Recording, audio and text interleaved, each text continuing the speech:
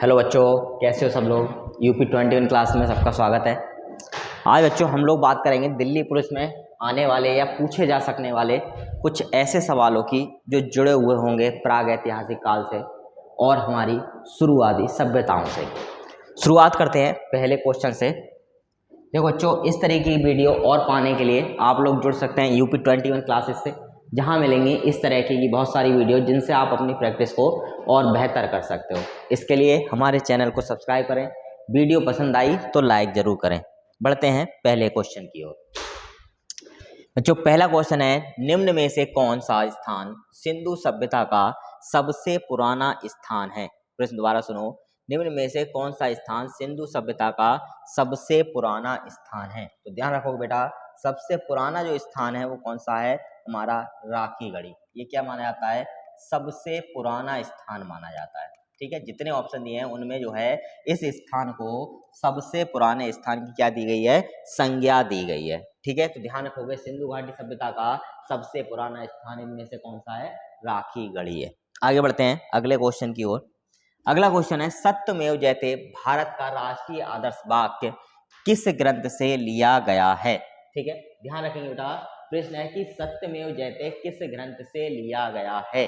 तो ध्यान रखोगे, सत्यमेव जयते को मुंडकोपनिषद से लिया गया। किससे लिया गया है, मुंडकोपनिषद से लिया गया है, यानी हमारा ऑप्शन बी क्या है, सही है। भाई अगर हम बात करें तो उपनिषदों की बात करते हैं, उपनिषदों की संख्या बताई गई है, वो कितनी बताई गई है, 108 बताई। कितनी बताई गई है, 108 क्या होते हैं, उपनिषद होते हैं। भाई अगर हम बात करें वेदों की, तो वेदों की जो संख्या है वो वेदों की संख्या है 4। कौन कौन से, सबसे पुराने अगर वेद की बात करें तो सबसे पुराना वेद आता है ऋग्वेद। कौन सा आता है, ऋग्वेद।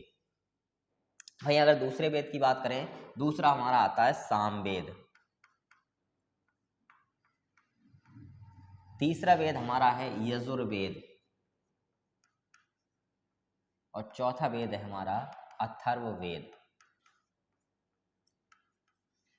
ठीक है, तो टोटल कितने वेद हैं हमारे पास में, 4 वेदों की जानकारी हमें मिलती है, ऋग्वेद, सामवेद, यजुर्वेद और अथर्ववेद।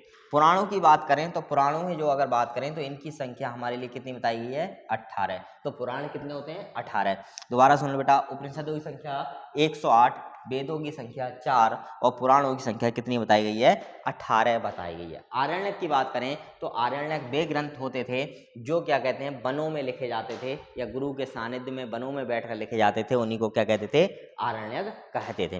भाई अगर उपनिषद की बात करें तो उपनिषद वे ग्रंथ होते थे जो कि गुरु के पास यानी मतलब समीप बैठकर लिखे जाते थे, उनको क्या कहा जाता था, उपनिषद कहा जाता था। बढ़ते हैं अगले क्वेश्चन की ओर। अगले क्वेश्चन की जानकारी अगर हम बात करें तो अगला जो क्वेश्चन हमारा आता है, अगला क्वेश्चन जो है वो हमारा ज्योतिष के पास। ठीक है, ज्योतिष के प्राचीनतम आचार्य कौन थे। ठीक है, ये पूछा गया ज्योतिष के प्राचीनतम आचार्य कौन थे। कुछ मिस प्रिंटिंग हो गई है इसमें। तो ज्योतिष के अगर पुराने आचार्य की बात करें तो ज्योतिष के जो आचार्य माने गए वो कौन माने गए, लगध मुनि। कौन माने गए बेटा, लगध मुनि को ज्योतिष का आचार्य माना गया है। ठीक है, भाई बात करें महर्षि वाल्मीकि की, तो महर्षि वाल्मीकि ने एक ग्रंथ लिखा था जिसको हम किस नाम से जानते हैं, रामायण के नाम से। किसके नाम से, रामायण के नाम से। ठीक है, तुलसीदास जी ने ग्रंथ रखा वो लिखा है श्री रामचरितमानस। क्या लिखा है, श्री रामचरितमानस।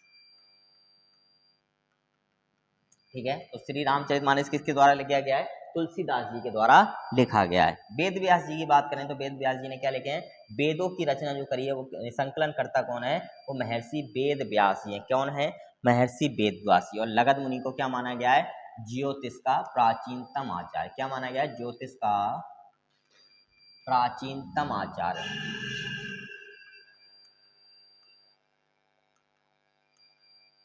ज्योतिष का प्राचीनतम आचार्य किसे माना गया है, ये माना गया है लगध मुनि के लिए। बढ़ते हैं अगले क्वेश्चन की ओर। अगला क्वेश्चन है, जय संहिता को और किस नाम से जाना जाता है।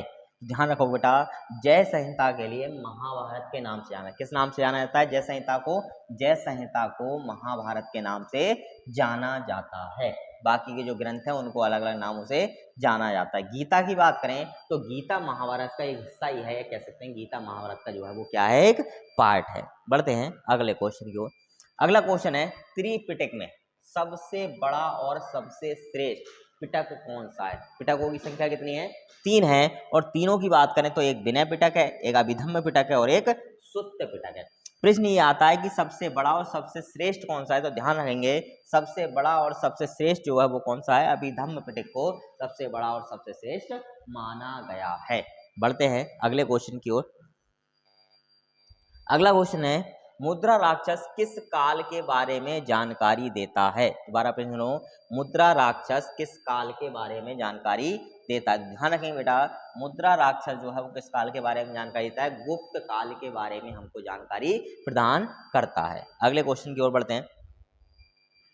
अगला क्वेश्चन है, बाण भट्ट द्वारा रचित हर्षचरितम में किस राजा की वर्णन किया गया? यानी हर्षचरितम क्या है? एक उपन्यास है, और इसमें किस राजा का वर्णन मिलता है? तो ध्यान रखेंगे बेटा, इसमें राजा हर्षवर्धन का वर्णन मिलता है। किसका वर्णन मिलता है? राजा हर्षवर्धन का वर्णन हमें देखने को मिलता है। ठीक है, वहीं अगर हम बात करें तो बाण भट्ट किसके दरबारी कवि थे? प्रश्न ये भी पूछा जा सकता है, बाण भट्ट किसके दरबारी कवि? तो ध्यान रखोगे, बाण भट्ट हर्षवर्धन के दरबारी कवि थे, यानी इनके दरबार में रहा करते थे। ठीक है, और दरबार में रहने के बाद जो भी कवि दरबारी कवि होते थे वो क्या करते थे? वह सारी की सारी राजा के महंताओं के बारे में वर्णन करते थे। क्यों करते थे? कारण ये है कि वो लोग ये चाहते थे हम जिसके सानिध्य में हैं, जिस राजा के हैं, उस राजा को अच्छे से अच्छा बताएं, जिससे कि राजा हमसे क्या रहे? प्रसन्न रहें, और प्रसन्न रहने के बाद हमें जो है बेहतर से बेहतर क्या दें? एक जो है तनख्वाह, या जो इसके वो पात्र हैं वो पात्रता उनको दे सकें। ठीक है, बढ़ते हैं अगले क्वेश्चन की ओर। अगला क्वेश्चन है, शुद्ध सोने के सिक्के किसके द्वारा चलाए गए? प्रश्न दोबारा सुन बेटा, शुद्ध सोने के सिक्के किसके द्वारा चलाए गए? तो ध्यान रखेंगे, शुद्ध सोने के सिक्के किसके द्वारा चलाए गए? कुषाणों के द्वारा शुद्ध सोने के सिक्के चलाए गए। किसके द्वारा? शुद्ध सोने के सिक्के किसके द्वारा चलाए गए बेटा? कुषाणों के द्वारा शुद्ध सोने के सिक्के चलाए गए थे, ना कि मुगलों के द्वारा या मौर्यों के द्वारा। ठीक है, बढ़ते हैं अगले क्वेश्चन की ओर।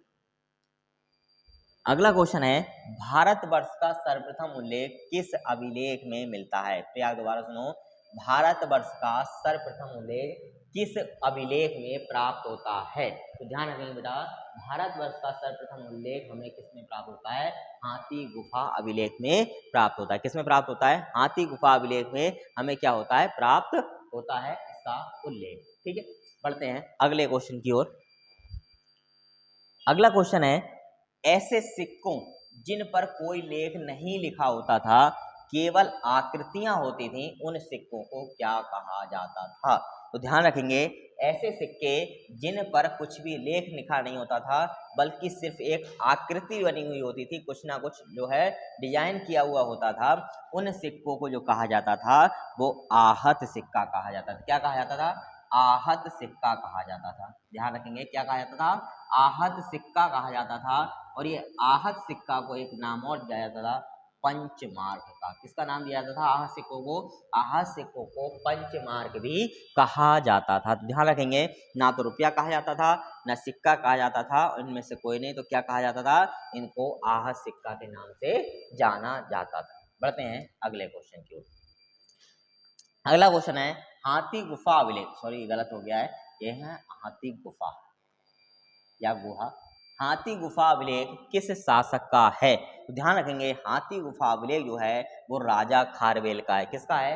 हाथी गुफा अभिलेख जो है बेटा वो राजा खारवेल का है। ठीक है, अगर हम बात करें, ये अभिलेख समुद्र अशोक का नहीं है, बल्कि अशोक के और अभिलेख मिलते हैं। ठीक है, और इसके 13वें शिलालेख जो है वो काफी ज्यादा फेमस है। शिलालेख क्या होते हैं? देखो, शिलालेख की बात करें, शिलालेख वे होते हैं जो एक शिला पर लिखे हुए होते हैं, यानी पत्थर की एक बड़ी सी चट्टान होती है या शिला हो जिसको कहते हैं, उस शिला पर जो लेख लिखा होता है उसी शिलालेख को क्या कहते हैं? शिलालेख कहते हैं। क्या कहते हैं? शिलालेख कहते हैं, यानी शिला पर लिखा गया लेख ही क्या कहलाता है? शिलालेख कहलाता है। तो ध्यान रखेंगे कि हाथी अभिलेख किसका है? राजा खारवेल का है हाथी अभिलेख। बढ़ते हैं अगले क्वेश्चन की ओर। देखो बेटा, प्रैक्टिस करना बहुत जरूरी है। किसी भी चीज के लिए, कोई भी तैयारी कर रहे हो उसके लिए प्रैक्टिस करना बहुत ज्यादा जरूरी है। अगर तुम प्रैक्टिस नहीं करते हो तो मान के चलो कि तुम बहुत ही ज्यादा कमजोर रह जाओगे। कारण है, एक बहुत ही अच्छी घटना है कि हम लोग क्या करते हैं, एक व्यक्ति जो कोई चीज़ नई बनानी शुरू करते हैं तो हमसे बिगड़ती जाती है, लेकिन हम देखते हैं कि लास्ट में जाकर हमसे जो है लगातार बनाई और बनाने के बाद हमसे क्या हो गई, वो चीज़ बन गई। कारण यही होता है कि हम उसमें क्या करते हैं, बहुत ज़्यादा अभ्यास करते हैं, प्रैक्टिस करते हैं। परीक्षा भी वही है, परीक्षा में क्या करना है, वहाँ पर भी तुम्हें अभ्यास करना है, प्रैक्टिस करनी है, और अभ्यास करते जाओगे, प्रश्नों को लगाते जाओगे, तो एक दिन ऐसा आएगा कि तुमसे सारे एग्जाम निकलने शुरू हो जाएंगे। बस उसी दिन को जो है तुम्हारे लिए ये तैयारी करनी है। बढ़ते हैं अगले क्वेश्चन की ओर। ब्राह्मी लिपि लिखी जाती थी, कौन सी लिपि की बात चल रही है बेटा, ब्राह्मी लिपि की बात चल रही है। दाएं से बाएं लिखी जाती थी, दाएं से बाएं का मतलब हो गया इधर से इधर के लिए, ठीक, इधर से इधर के लिए दाएं से बाएं, बाएं से दाएं लिखी जाए, इधर से इधर के लिए लिखी जाती थी, या फिर ऊपर से नीचे, ठीक है, ऊपर से नीचे के लिए लिखी जाती थी।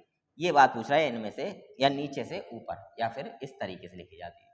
तो ध्यान रखो बेटा, ब्राह्मी लिपि जो लिखी जाती थी वो दाएं से बाएं लिखी, यानी इस प्रकार से इधर को लिखी जाने वाली लिपि क्या कहलाती थी, ब्राह्मी लिपि होती थी।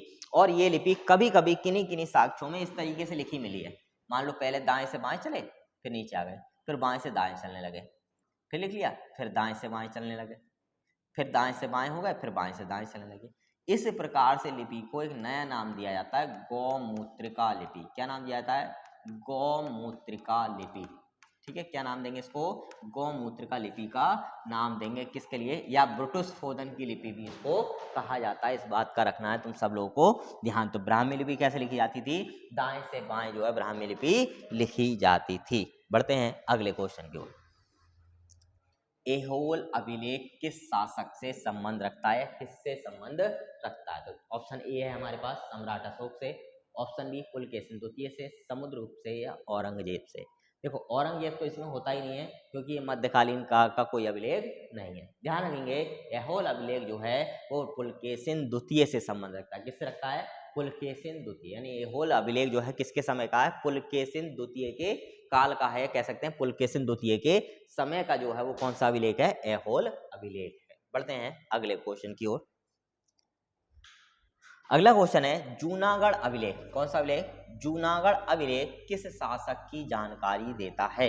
ध्यान रखेंगे, जूनागढ़ अभिलेख जो है वो रुद्रदामन की जानकारी देता है, रुद्रदामन का जूनागढ़ अभिलेख। ठीक है, ध्यान रखेंगे जूनागढ़ अभिलेख से किसकी जानकारी मिल रही है, रुद्रदामन की जानकारी मिल रही है। ठीक है, ना तो अशोक के समय की मिलती है, ना चंद्रगुप्त मौर्य की, और ना ही औरंगजेब की समय की मिलती है। किसकी मिलती है, ये मिलती है रुद्रदामन की। किसकी मिलती है, शक शासक रुद्रदामन की जानकारी हमें कहां से प्राप्त होती है, जूनागढ़ अभिलेख से प्राप्त होती है।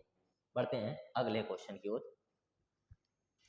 अगला क्वेश्चन है दैमाबाद नामक प्रागैतिहासिक स्थल निम्न में से किस राज्य में है। प्रश्न दोबारा सुनो, दैमाबाद नामक प्रागैतिहासिक स्थल निम्न में से किस राज्य में स्थित है।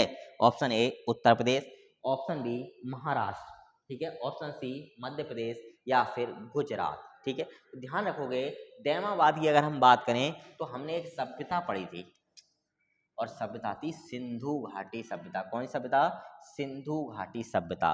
और इसके जो है 3 स्थल हमारे यहाँ पर थे। जैसे अगर हम बात करें, ठीक है, ये जो हमारा जो है दक्षिणी हिस्सा था, या दक्षिणी बिंदु था सिंधु घाटी सभ्यता का, यही क्या था, दैमाबाद था। कहाँ था, दैमाबाद। और मैंने ऑफलाइन क्लास में कई बार तुम्हें समझाया भी है। तो दैमाबाद क्या है, दक्षिणी बिंदु है। और अगर हम बात करें तो दैमाबाद कहाँ पर था, ये दैमाबाद था महाराष्ट्र में। कहाँ पर था बेटा, महाराष्ट्र में दैमाबाद नामक स्थान था। ऑप्शन है, बिल्कुल है ऑप्शन बी बिल्कुल क्या रहेगा, सही रहेगा। ठीक है, तो दैमाबाद कहाँ पर है, दैमाबाद जो है वो महाराष्ट्र जो है राज्य में स्थित है। बढ़ते हैं अगले क्वेश्चन की ओर। अगला क्वेश्चन है प्राग ऐतिहासिक काल के पहले युग को क्या कहा जाता है। यानी प्राग ऐतिहासिक काल जब शुरू होता है तब उसको हम क्या कहते हैं। ठीक है, प्राग ऐतिहासिक काल की अगर हम बात करें तो ध्यान रखेंगे बेटा, हमने इस काल को 3 भागों में बांटा था। प्राग ऐतिहासिक काल को कितने भागों में बांटा, 3 भागों में बांटा। पहला था हमारा पुरापाषाण काल, पुरापाषाण काल। दूसरा हमारा मध्यपाषाण काल,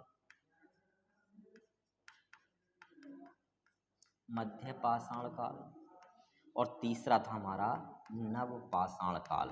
ये 3 थे, नवपाषाण काल। तो प्रागैतिहासिक काल को कितने भागों में बांटा गया तैयारी करने के लिए? पुरापाषाण, मध्य पाषाण और नवपाषाण। तो ये क्या पूछ रहा है? प्रागैतिहासिक काल का पहले का युग यानी शुरुआत का युग किस नाम से जाना जाता था? तो ध्यान रखें बेटा, ये किस नाम से जाना जाता था? ये जाना जाता था पुरापाषाण काल के नाम से। ध्यान रखना, ऑप्शन ए क्या है हमारा?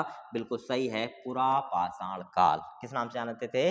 पुरापाषाण काल के नाम से हम इसको जानते थे। बढ़ते हैं आगे क्वेश्चन की ओर। अगला क्वेश्चन है, किस काल में पत्थर के औजार सबसे पहले पाए गए? प्रश्न दोबारा सुनो, किस काल में पत्थर के औजार सबसे पहले पाए गए? तो ध्यान रखना कि भैया जब सबसे पहले शुरुआत किसकी हुई? पाषाण काल की हुई।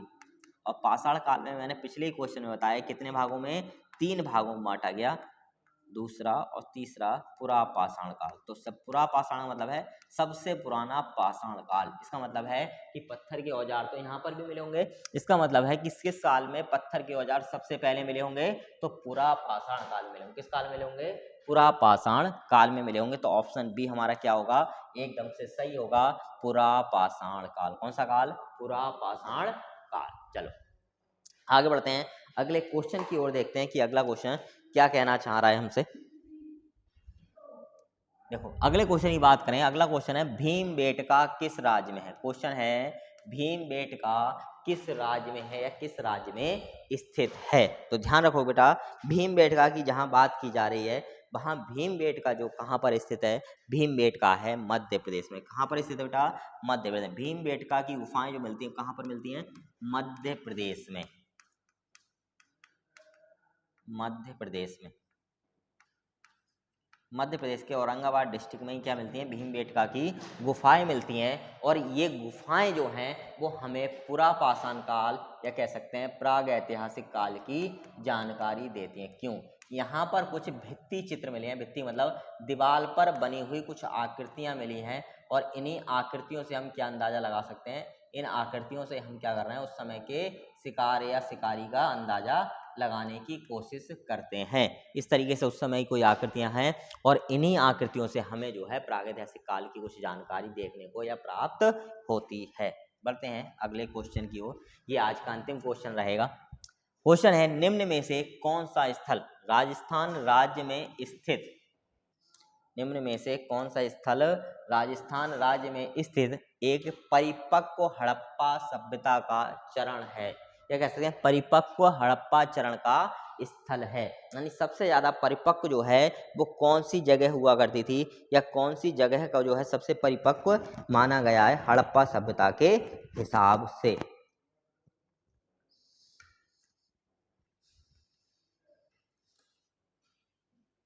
ध्यान रखेंगे बेटा, सबसे परिपक्व जो माना गया वो क्या माना गया है? कालीबंगा। क्या माना गया है? कालीबंगा को ही सबसे परिपक्व माना गया है। यानी इसको सबसे, इनमें सबसे पुराना भी माना गया है, और साथ ही साथ क्या माना है? परिपक्व का मतलब है पूर्ण रूप से विकसित होना। तो यहाँ पर जो सभ्यता थी ये क्या थी? पूर्ण रूप से विकसित मानी गई है। कहाँ पर? कालीबंगा, जिसका अर्थ होता है काली चूड़ियाँ। क्या होता है? कालीबंगा का अर्थ काली चूड़ियाँ। ठीक है, तो ध्यान रखोगे कि कालीबंगा से ही हमें क्या मिलता है? सबसे परिपक्व स्थान कहाँ मिलता है गुजरात में? वो मिलता है हमारे लिए कालीबंगा। ऐसे ही और क्वेश्चन के लिए जुड़े रहिए हमसे यूपी 21 क्लासेस से। तब तक के लिए जय हिंद।